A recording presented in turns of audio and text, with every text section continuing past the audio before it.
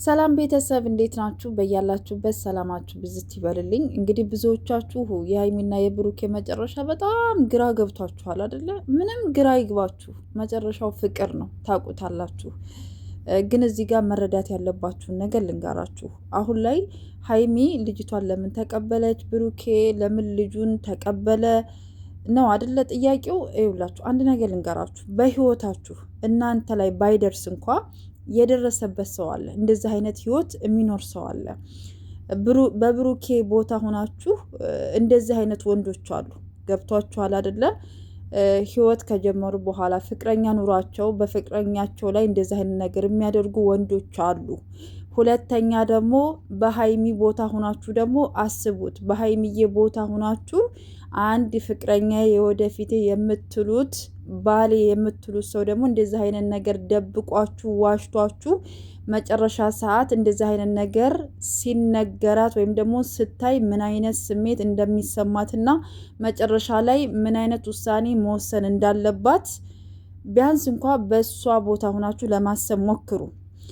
ከዛ ቀጥሎ ደግሞ በእዩ ቦታ ሆናችሁ ስታስቡት ደግሞ አንዳንድ ሴቶች በልጅ ብቻ አይደለም በተለያየ መንገድ አንድ ወንድ ልጅ ወዳችሁት አፍቅራችሁት ያንን ሰው ላለማጣት ብላችሁ ህይወታችሁን መስዋዕት የምታደርጉ ይህን ነገር ባደርግለት ከኔ አይርቅም በዚህ እይዘዋለሁ ብላችሁ የምታስቡ ሴቶች ከእንደዚህ አይነት ነገር እንድትቆጠቡ ትምህርት ይሆናችኋል።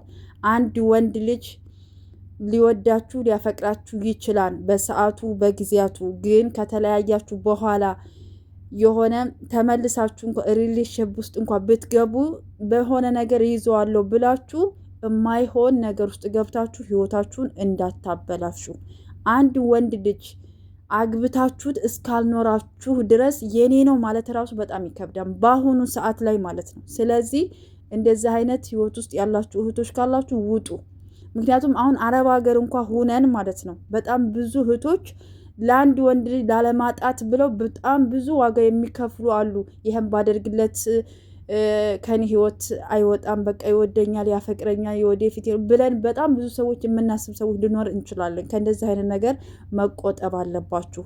ከዛም ቀጥሎ ሀይሚ ትናንትና ልጅቷን የተቀበለችበት መንገድ ትክክል ባይሆንም ግን ደግሞ አንድ ትክክል የሚሆነው መጀመሪያ ሀይሚዬና ብሩኬ ተግባብተው ሰላም ፈጥረው ሁለታቸው ተነጋግረው የሚወስኑት ውሳኔ ነበረ።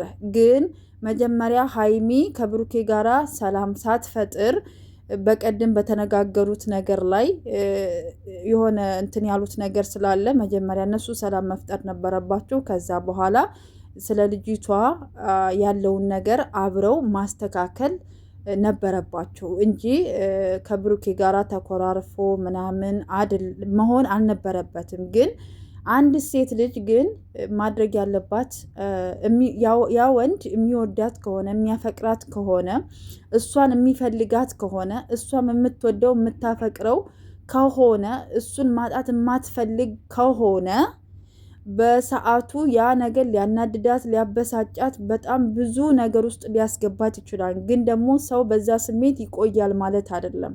ከዛ ስሜት ይወጣል። ብዙ ነገሮችን ማሰብ ማሰላሰል ይጀምራል አይደለ?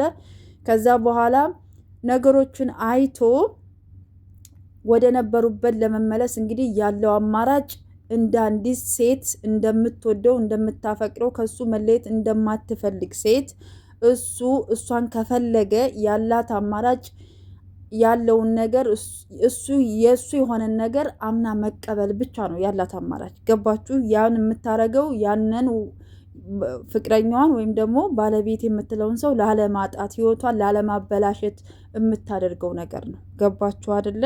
ይህ ግን የምታደርገው ከአንዲት አስተዋይ ወይም ደግሞ ልባም ሴት ነው። እንደዚህ አይነት ነገር እንትን የሚለው ይሄ በስሜታዊ እንደዚህ ስናወራ ቀላል ነገር ሊሆን ይችላል፣ ግን አይደለም። በጣም ከባድ ነው ከምላችሁ በላይ ማለት ነው። መረዳት ያለባችሁ ሊያስተላልፉት የፈለጉት ነገር በተለያየ መንገድ ማሰብ ትችላላችሁ እናንተ፣ ግን ነገሩ ከባድ ነው። አሁን እየመጡበት ያለው ነገር ከባድ ነው። ግን መጀመሪያ ሀይሚና ብሩኬ ሰላም ፈጥረው ነው ከዛ በኋላ ነገሮችን ማስተካከልም ካለባቸው የሁለቱ አንድነት ነው መጀመሪያ መቅደም ያለበት። ገባችሁ?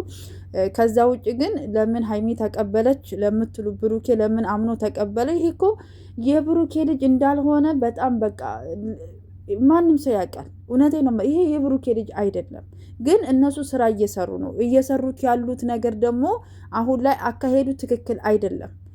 ስታስቡት ግርም የሚለኝ ነገር አንድ ወንድ ልጅ አንዲት ሴት ልጅ አንድን ወንድ ልጅ አፈቀረች፣ ወለደችለት አይደለ? እዩ ቦታ ስትሆኑ ማለት ነው። ትክክል ያልሆነውን ነገር ልንገራችሁ።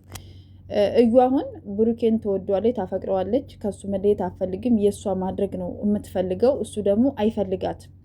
አንድ ወንድ ልጅ ደግሞ ልጅ ከወለደ በኋላ ካልፈለጋችሁ የአባትነቱን ኃላፊነት ይወጣን፣ የሚወሰንበትን ውሳኔ እንትን ብሎ እንደ አባትነት ይወጣል። ከዛ ውጭ ግን አብሮ የመኖር ግዴታ የለበትም። ይህን ደግሞ እሷ ጠንቅቃ ታውቃለች። ገብቷችኋን? ህይወት በትግል አይደለም በፍላጎት እንጂ። እንደዛ ቢሆን ኑሮ ስንት ህይወት ባልተበተነ ነበረ። ልጅም ያላባት ወይም ልጅም ያለናት ባላደገ ነበር።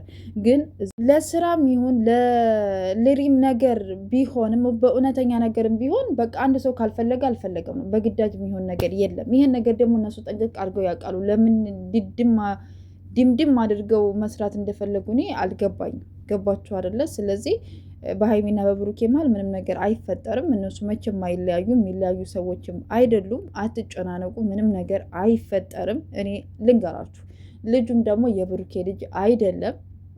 ነገሮችን እንግዲህ እናንተ በተለያየ መንገድ መረዳት ትችላላችሁ ማለት ነው ቤተሰብ